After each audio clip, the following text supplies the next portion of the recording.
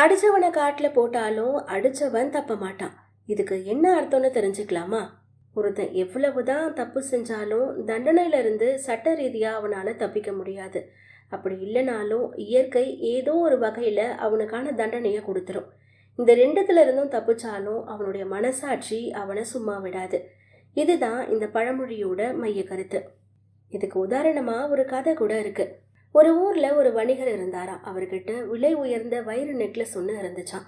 ஒரு நாள் அவர் குளிக்கிறதுக்காக ஆற்றங்கரைக்கு போன போது அந்த நெக்லஸை கழற்றி ஒரு துணியில சுற்றி அங்க இருக்கக்கூடிய ஒரு மரக்கிளையில வச்சாராம். அப்போ அந்த வழியா வந்த ஒரு காகம் அந்த பொட்டலத்தை ஏதோ உணவு பொட்டலம்னு நினைச்சு தன்னுடைய அழகால அப்படியே கவ்விக்கிட்டு பறந்து போயிடுச்சான். வணிகர் பதறி போயிட்டாராம். காகம் கொஞ்சம் தூரம் போனதுக்கு அப்புறமா அதை திறந்து பார்க்க ஏதோ மினுமினுன்னு இருக்கிற ஒரு பொருளை பார்த்து ஏமாற்றம் அடைஞ்சு அந்த பொட்டலத்தை அப்படியே ஒரு கிணத்துல போட்டுட்டு போயிடுச்சான். வணிகர் பல இடங்கள்ல தேடியும் அந்த நெக்லஸ் கிடைக்கவே இல்லை. இந்த செய்தி ஊர்ல தீயா பரவிடுச்சு. அதே ஊர்ல இருந்த ஒரு திருடன் ரொம்ப நாளா அந்த வணிகருடைய நெக்லஸ் மீது ஆசை வச்சிருந்தான்.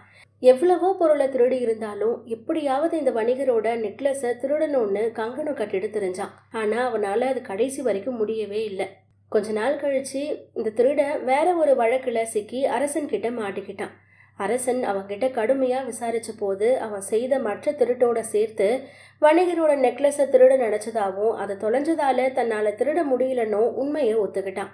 இதை கேட்ட அரசன் அந்த திருடன் நெக்லஸை திருட நினைச்சதுக்கும் இது வரைக்கும் அவன் ஈடுபட்ட திருட்டு எல்லாத்துக்கும் சேர்த்தும் இரட்டிப்பு தண்டனை கொடுத்துட்டாராம்.